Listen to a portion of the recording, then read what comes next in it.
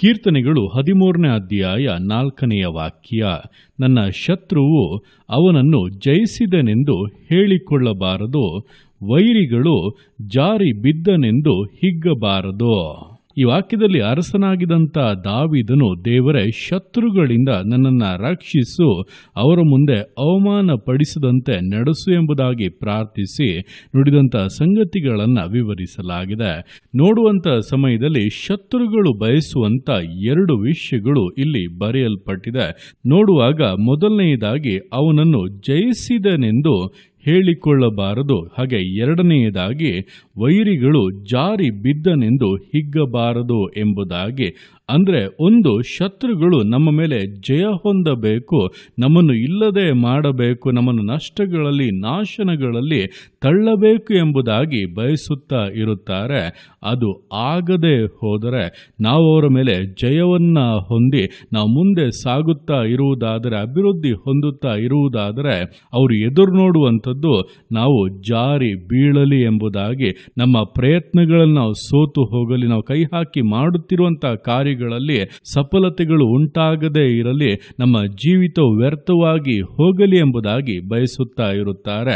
ಶತ್ರುವಾಗಿರುವಂಥ ಸೈತಾನನು ಕೂಡ ಎರಡನ್ನೇ ಬಯಸುವಂಥದ್ದು. ಒಂದು, ಅವನು ನಮ್ಮ ಮೇಲೆ ಜಯವನ್ನು ಹೊಂದಬೇಕು, ಅಥವಾ ನಾವು ನಿಂತಿರುವಂಥ ಕ್ರಿಸ್ತ ನಂಬಿಕೆಯಿಂದ ಜಾರಿ ಬೀಳಬೇಕು. ಇದೆರಡು ಆಗದೆ ಇರುವಾಗಲೇ ಸೈತಾನನು ಆಶಾಭಂಗ ಪಡುವಂಥದ್ದು. ನಮ್ಮ ಜೀವಿತವು ಕರ್ತನಲ್ಲಿ ಅಭಿವೃದ್ಧಿಯನ್ನು, ಮೇಲುಗಳನ್ನು ಹೊಂದುವಂಥದ್ದು. ಆದ್ದರಿಂದ 2 ವಿಷಯಗಳಿಗೆ ದೇವರೇ, ನನ್ನನ್ನು ಒಪ್ಪಿಸಿ ಬಿಡಬೇಡ, ನನ್ನನ್ನು ಕಾಪಾಡಿಕೋ, ಶತ್ರುಗಳು ನನ್ನನ್ನು ಜಯಿಸಿದನೆಂದು ಹೇಳಿಕೊಳ್ಳಬಾರದು, ವೈರಿಗಳು ಬಿದ್ದನೆಂಬುದಾಗಿ ಹಿಗ್ಗಬಾರದು, ನಿನ್ನ ಕೃಪೆ ನನ್ನನ್ನು ಆದರಿಸಲಿ, ಘನಪಡಿಸಲಿ ಎಂಬುದಾಗಿ ದಾವೀದನು ಪ್ರಾರ್ಥಿಸುತ್ತಾ ಇದ್ದಾನೆ. ಅದೇ ಪ್ರಕಾರವಾಗಿಯೇ ದಾವೀದನ ಜೀವಮಾನವೆಲ್ಲ ಶತ್ರುಗಳು ಸಂತೋಷ ಪಡುವುದಕ್ಕೆ ದೇವರು ಆಸ್ಪದವನ್ನೇ ಕೊಡದೆ ಅವನನ್ನು ಜಯದಲ್ಲಿ, ಸುರಕ್ಷಿತವಾಗಿ ಆಶೀರ್ವಾದದಲ್ಲಿ ಮುನ್ನಡೆಸಿದರು.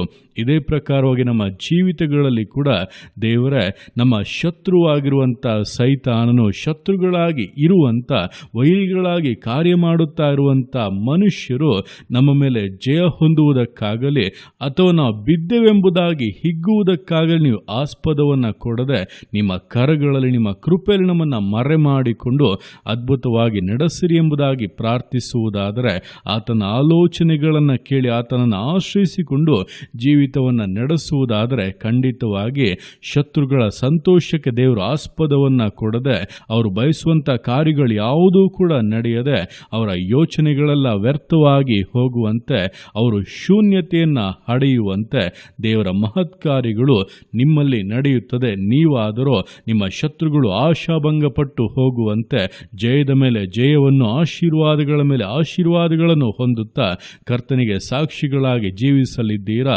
ಆತನು ನಿಮ್ಮ ವೈರಿಗಳ ಮುಂದೆಯೇ ನಿಮಗೋಸ್ಕರ ಔತಣವನ್ನು ಸಿದ್ಧಪಡಿಸಿ ನಿಮ್ಮ ತಲೆಗೆ ಎಣ್ಣೆಯನ್ನು ಹಚ್ಚಿ ವಿಶೇಷವಾಗಿ ನಿಮ್ಮನ್ನು ಘನಪಡಿಸುವಂಥದ್ದು ಬಹಳ ಬಹಳ ನಿಶ್ಚಯವಾಗಿದೆ. ಆದ್ದರಿಂದ ಈ ದಿವಸಗಳಲ್ಲಿ ಕರ್ತನನ್ನು ಆಶ್ರಯಿಸಿಕೊಳ್ಳಿ. ಆತನು ವೈರಿಗಳು ಜಯ ಹೊಂದದಂತೆ, ನೀವು ಜಾರಿ ಬೀಳದಂತೆ ನಿಮ್ಮನ್ನು ಕಾದು ನಡೆಸುತ್ತಾನೆ ಎಂಬುದನ್ನು ತಿಳಿದು ಆತನ ಕರಗಳಲ್ಲಿ ಸಮರ್ಪಿಸಿ ವಿಧೇಯತೆಯಿಂದ, ದೃಢತೆಯಿಂದ, ಸಮರ್ಪಣೆಯಿಂದ ವಿಶ್ವಾಸ ಜೀವಿತಗಳನ್ನು ಮುನ್ನಡೆಸೋಣ. ದೇವರ ಕರಗಳಲ್ಲಿ ಸಮರ್ಪಿಸಿ ಪ್ರಾರ್ಥಿಸೋಣ. ಯೇಸುವೆ ಸ್ತೋತ್ರ ರಾಜ, ಕೊಟ್ಟಂಥ ದಿವಸಕ್ಕೋಸ್ಕರ ಸ್ತೋತ್ರ ಕರ್ತನೆ. ಈ ದಿವಸವನ್ನು ನಿನ್ನ ಕರಗಳಲ್ಲಿ ಸಮರ್ಪಿಸ್ತಾನೆ. ಪ್ರತಿಯೊಂದು ಜೀವಿತಗಳನ್ನು ನೀನು ಆಳ್ವಿಕೆ ಮಾಡು, ಬಲಪಡಿಸು ಕರ್ತನೆ. ಅದಪ್ಪ, ದಾವೀದನು ಪ್ರಾರ್ಥಿಸಿದಂತೆ ನನ್ನ ಶತ್ರುವು ಅವನನ್ನು ಜಯಿಸಿದನೆಂದು ಹೇಳಿಕೊಳ್ಳಬಾರದು, ವೈರಿಗಳು ಜಾರಿ ಬಿದ್ದನೆಂದು ಹಿಗ್ಗಬಾರದು ಎಂಬುದಾಗಿ ಅಪ್ಪ, ನಾವು ಕೂಡ ಆ ರೀತಿ ಪ್ರಾರ್ಥಿಸುತ್ತಾ ಇದ್ದೇವೆ. ನಮ್ಮ ಶತ್ರುಗಳಾಗಿರುವಂಥವರು, ಸೈತಾನನು ವಿರೋಧವಾಗಿ ಕಾರ್ಯ ಮಾಡುವಂಥವರು ಅಪ್ಪ, ಹಿಗ್ಗಬಾರದು, ಸಂತೋಷ ಪಡಬಾರದು ಕರ್ತನೆ, ನಮ್ಮ ಮೇಲೆ ಜಯ ಹೊಂದಬಾರದು ಅಪ್ಪ. ನೀವು ನಮ್ಮ ಸಂಗಡ ಇದ್ದು ನಮಗೆ ಜಯಗಳನ್ನು ಕೊಟ್ಟು ಆಶೀರ್ವದಿಸಿ ಮುನ್ನಡೆಸಿರಿ. ನಮ್ಮ ಕಾಲು ಜಾರದಂತೆ ಅಪ್ಪ ನಿಮ್ಮ ಕೃಪೆಯಿಂದ ಮಾನಿಸಿ ಉದ್ಧರಿಸಿ ನಡೆಸಬೇಕೆಂದು ಪ್ರಾರ್ಥಿಸ್ತಾ ಇದ್ದೇನೆ. ನನ್ನ ಕೇಳ್ತಾರಂಥ ಪ್ರತಿಯೊಂದು ಜೀವಿತಗಳಲ್ಲಿ ಕೂಡ ಈ ವಾಕ್ಯಾನುಸಾರವಂಥ ಆಶೀರ್ವಾದಗಳು ಉಂಟಾಗಲಿ. ಜಯದ ಮೇಲೆ ಜಯವನ್ನು ಹೊಂದುತ್ತಾ ವೈರಿಗಳು ನಾಚಿಕೆ ಪಟ್ಟು ಹೋಗುವಂತೆ ಅವರ ಮುಂದೆ ಅಪ್ಪ ದೊಡ್ಡ ಔತಣವನ್ನು ಸಿದ್ಧಪಡಿಸಿ ನಿನ್ನ ಮಕ್ಕಳನ್ನು ಸಕಲ ಸಕಲ ಸಮೃದ್ಧಿಯಿಂದ ಶ್ರೇಷ್ಠತೆಗಳಿಂದ ಆಶೀರ್ವದಿಸಿ ಮುನ್ನಡೆಸಬೇಕೆಂದು ಪ್ರಾರ್ಥಿಸ್ತಾ ಇದ್ದಾನೆ. ನೀನಾತೆಗೆ ಮಾಡುವಂಥ ನಿನ್ನ ಪ್ರೀತಿಗೋಸ್ಕರ, ಕೃಪೆಗೋಸ್ಕರ ಅಪ್ಪ ನಿಮಗೆ ಸ್ತೋತ್ರಗಳು. ಪ್ರತಿಯೊಂದು ಜೀವಿತಗಳನ್ನು ಅಪ್ಪ ನಿಮ್ಮ ಕರಗಳಲ್ಲಿ ಸಮರ್ಪಿಸ್ತಾ ಇದ್ದಾನೆ. ಆಶೀರ್ವದಿಸು, ಮಾನಿಸು, ಘನಪಡಿಸು. ಎಲ್ಲ ನಿಮ್ಮ ಕರಗಳಲ್ಲಿ ಸಮರ್ಪಿಸಿ ಎಲ್ಲ ಸ್ತುತಿಗಳನ್ನು ಮಾನವನೊಬ್ಬನಿಗೆ ಸಲ್ಲಿಸಿ ಯೇಸುವಿನ ನಾಮದಲ್ಲಿ ಬೇಡುತ್ತೇನೆ ನಮ್ಮ ತಂದೆಯೇ. ಆಮೇನ್, ಆಮೇನ್.